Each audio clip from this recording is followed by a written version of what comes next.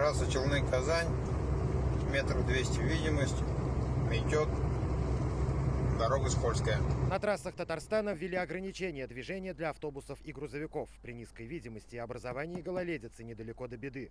На междугородних дорогах и в пригородах усилен контроль за безопасностью движения. Не лучше ситуация и в городах. Видимость не превышает 300 метров. Введены временные ограничения на следующих автодорогах. Это Казань-Оренбург от Алексеевска до Альметьевска, Алексеевск-Альметьевск платная дорога и автодорога Чистополь-Нижнекамск.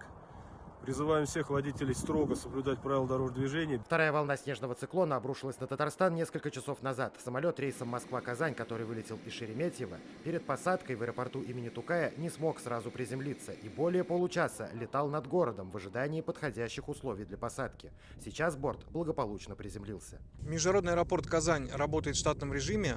Рейсы выполняются в целом в соответствии с расписанием. Однако возможны незначительные задержки вылетов, вызванные как поздним прибытием воздушных судов в аэропорт Казань, так и необходимостью обработки самолета перед вылетом противообледенительным составом. К вечернему часу пик ситуация на дорогах столицы ухудшилась. Пробки в Казани достигли 9 баллов. В последний раз такие заторы фиксировались летом минувшего года. Госавтоинспекция города Казани призывает всех водителей быть предельно внимательными.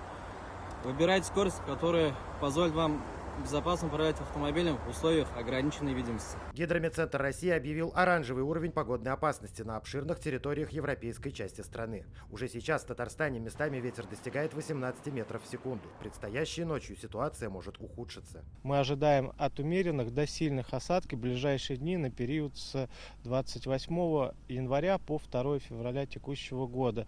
При этом все это будет сопровождаться метелями и усилениями ветра скорости до 15-20 метров в секунду, а также будут колебания температурного фона от слабо отрицательных значений до умеренных морозов. По прогнозам синоптиков, за последние дни января снега может выпасть до 60 миллиметров осадков, чуть больше месячной нормы.